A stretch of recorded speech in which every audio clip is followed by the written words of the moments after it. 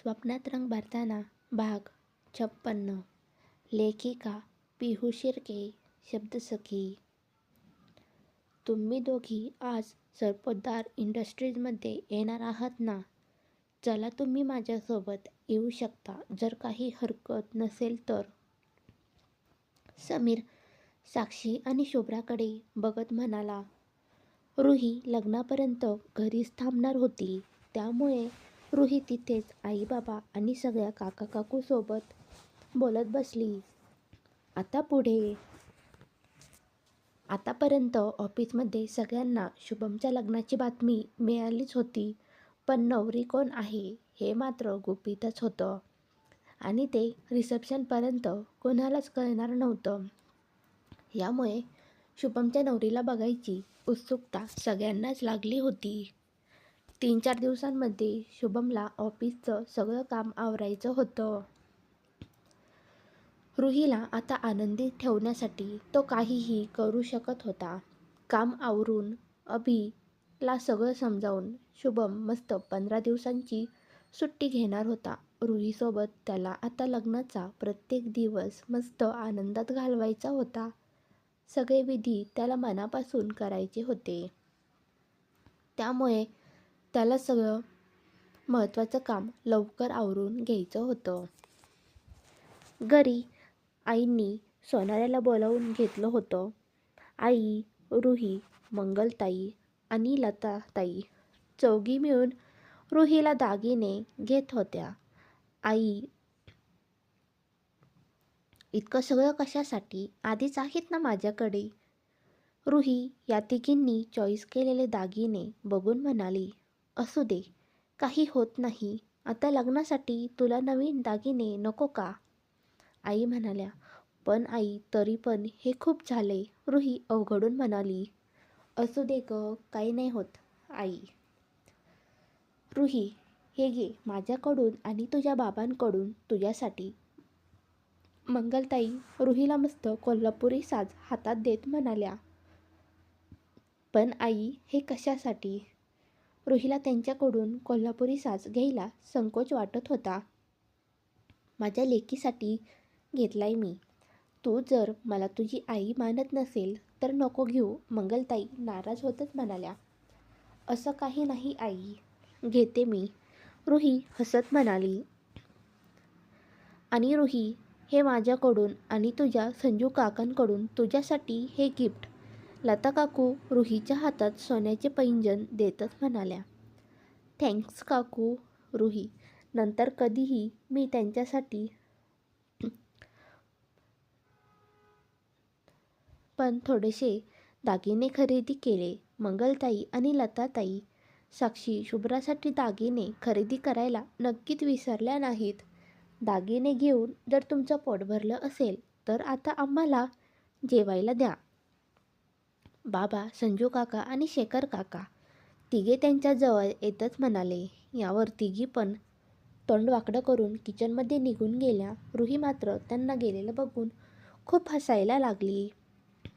काय ओ बाबा, असं का बोलता त्यांना? रुही बाबांना म्हणाली. अगं मज्जा येते ग आम्हाला त्यांना चिडवायला. शेखर हसतच म्हणाले. चला या आता जेवण करायला, नाही तर आम्हाला चिडवून पोट भरायचं तुमचं, आई म्हणाल्या. हसत खेळत सगळ्यांनी जेवण केलं. दुपारी कोरिओग्राफर येणार होता. आजपासून आई बाबा, लता काकू, संजय काका आणि मंगलताई, शेखर यांची प्रॅक्टिस सुरू होणार होती. कोरिओग्राफर आल्यानंतर सगळ्यांनी रुहीला वर रूममध्ये पाठवून दिलं, कारण तिच्यासाठी सरप्राईज होतं.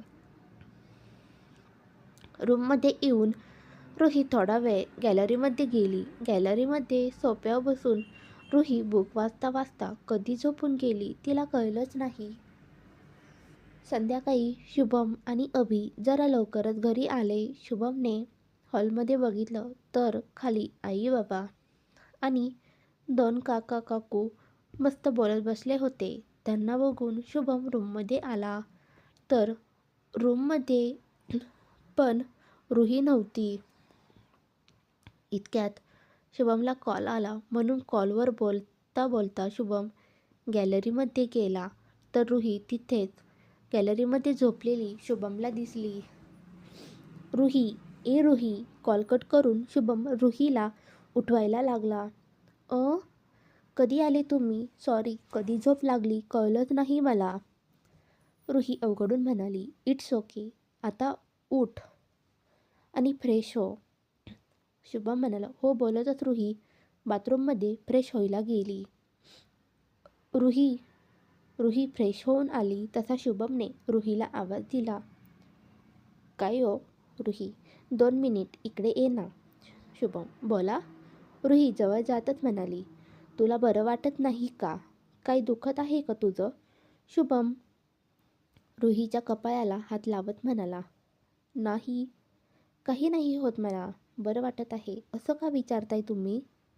रुही शुभमला म्हणाली. मग तुझा चेहरा असा का दिसत आहे? कसला विचार करत आहेस का तू? शुभम रुहीला म्हणाला.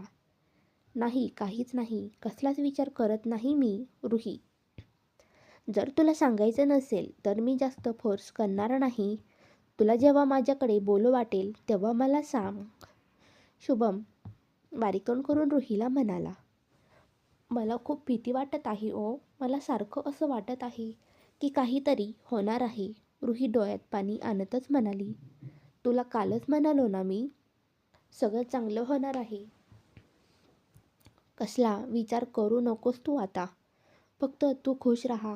उगाच मनात काही पण विचार आणून तू तुझा मूड खराब करू नकोस.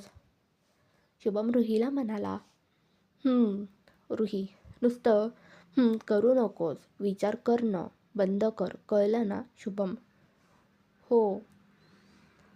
चल जा आता खाली. मी आलोच फ्रेश होऊन. सगळ्यांमध्ये बसलीस की तू कसला विचार करणार नाहीस. जा तू पुढे, आलोच मी लगेच. शुभम रुहीला म्हणाला. बोलतच रुही रूममधून बाहेर गेली. रुही खाली आली तर खाली सगळी गँग मस्तपैकी गप्पा मारत बसली होती. रुही खाली येऊन त्यांच्यासोबत गप्पा मारत बसली. थोड्याच वेळात शुभम फ्रेश होऊन खाली आला. हे मस्ती करतच होते की इतक्यात दरवाजात 2 मुलं आली. हॅलो अभि सर, त्यातला एक मुलगा म्हणाला. हॅलो अभि सर, आम्हाला मनीष सरांनी पाठवलं आहे. त्यांना थोडं महत्त्वाचं काम होतं, त्यामुळे ते 2-3 दिवसांसाठी बाहेर गेले. त्यामुळे त्यांनी आम्हाला दोघांना इथे पाठवलं आहे. वाटलंच तर तुम्ही एकदा त्यांना कॉल करून बोलून घ्या. दुसरा मुलगा म्हणाला. ठीक आहे. बोलतच अभिने बाजूला जाऊन मनीषला कॉल केला. ठीक आहे, तू या दोघांना डान्स शिकव आणि तू आमच्या चौघांची प्रॅक्टिस घे. अभि त्या दोघांना म्हणाला. Okay sir. दोघे एकसाथच म्हणाले. तुमच्या दोघांची नावं तर सांगा. अभि. ओ सॉरी सर, मी मॉन्टी आणि हा जॉन. ओके. शुभम रुही, तुम्ही दोघं मॉन्टीला घेऊन तुमच्या रूममध्ये जावा. आम्ही जॉनला घेऊन टेरेसवर जाणार आहे. अभि शुभमला म्हणाला. ठीक आहे म्हणतच शुभम मॉन्टीला घेऊन त्यांच्या रूममध्ये निघाला. सगळ्यांची जोरात प्रॅक्टिस सुरू होती. राजस्थानला जायला आता एकच दिवस बाकी होता. विमानाने न जाता सगळ्यांनी बस करून जायचं ठरवलं होतं. प्रवासात मस्ती जी करायची होती. फंक्शन सुरू व्हायला अजून 3 दिवस बाकी होते. उद्या रात्री सगळे निघणार होते. बाकी रिलेटिव्ह फंक्शनच्या आदल्या दिवशी सकाळी विमानाने येणार होते. त्यांच्यासाठी बाबांनी विमान बुक करून ठेवलं होतं. आज सगळेच खूप जास्त एक्सायटेड होते. उद्या त्यांना सगळ्यांना राजस्थानला जायचं होतं. सगळ्यांची पॅकिंग झाली होती. डान्स प्रॅक्टिस पण झाली होती.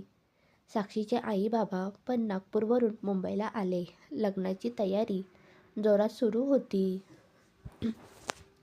क्रमशः शुभम आणि रुहीच्या लग्नाची तयारी जोरात सुरू आहे. ऑफिसमध्ये सगळ्यांना शुभमच्या लग्नाची बातमी कळली आहे. पण नवरी कोण आहे हे अजूनही गुपितच. दागिन्यांची खरेदी, कुटुंबातील मस्ती, डान्स प्रॅक्टिसचा गोंधळ आणि या सगळ्यात रुहीच्या मनात दडलेली एक अनामिक भीती. शुभम तिला सावरायला प्रयत्न करतोय पण खरंच सगळं नीट होणार का? राजस्थानचा प्रवास, लग्नाची विधी आणि येणारे सरप्राईज. पुढे काय होणार जाणून घ्या पुढच्या भागात. स्टोरी आवडली असल्यास लाईक, शेअर आणि सबस्क्राईब करा. धन्यवाद.